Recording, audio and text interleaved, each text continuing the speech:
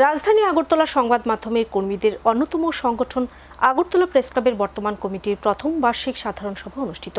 Press ক্লাবের দ্বিতল ভবনে আয়োজিত একদিনের এই বার্ষিক সাধারণ সভার শুরুতে গত এক বছরের কাজের খতিয়ান তুলে ধরেন সম্পাদক রমাকান্ত দে।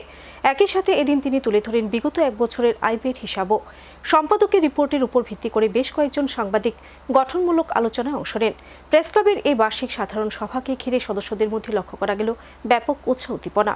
রাজধানী আগরতলা বিভিন্ন সংবাদ মাধ্যমের কর্মীদের অন্যতম প্রিয় সংগঠন হল আগরতলা প্রেস ক্লাব। এবছর ক্লাবের 40 বছর পূর্তি। ঐতিহাসিক এই মাইলস্টোন উপলক্ষে ইতিমধ্যে প্রেস ক্লাবের বর্তমান কর্মকর্তারা নানা কর্মসূচি সংঘটিত করে চলেছে। এর মধ্যে প্রেস ক্লাবের গঠনতন্ত্র অনুযায়ী পূর্ব ঘোষণা অনুযায়ী রবিবার অনুষ্ঠিত হয় বর্তমান পরিচালন কমিটির প্রথম বার্ষিক সাধারণ সভা। এদিন প্রেস ক্লাবের দ্বিতল ভবনে আয়োজিত বার্ষিক সাধারণ সভায় সভাপতি মণ্ডলীতে ছিলেন প্রেস ক্লাবের সভাপতি জয়ন্ত ভট্টাচার্য, সহসভাপতি শহীদ সাজ্জাদ আলী, বরিষ্ঠ সাংবাদিক স্রোতরঞ্জন খিসা, অরুণ নাথ, সঞ্জীব দেব, সমীর পাল ও চিত্রা রায়। সভাপতি মণ্ডলের সদস্যরা আনুষ্ঠানিকভাবে সূচনা করেন এদিনের এই বার্ষিক সাধারণ সভার কাজ। শুরুতে প্রেস ক্লাবের সম্পাদক রমাকান্ত দে গত এক বছরের কাজের খতিয়ানের রিপোর্ট সম্পাদকীয় প্রতিবেদনের মাধ্যমে উপস্থিত প্রতিনিধিদের সামনে তুলে ধরেন।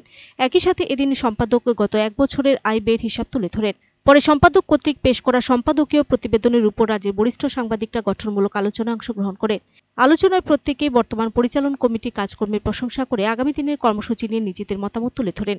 এদিনের এই বার্ষিক সাধারণ সভাকে ঘিরে প্রেস ক্লাবের শপথের মধ্যে লক্ষ্য করা গেল ব্যাপক উৎসাহ উদ্দীপনা। আগরতলা প্রেস ক্লাবের বর্তমান পরিচালন কমিটি এক বছর পূর্ণ করেছে, দায়িত্বভার যে নিয়েছে এক বছর পূর্ণ হয়েছে।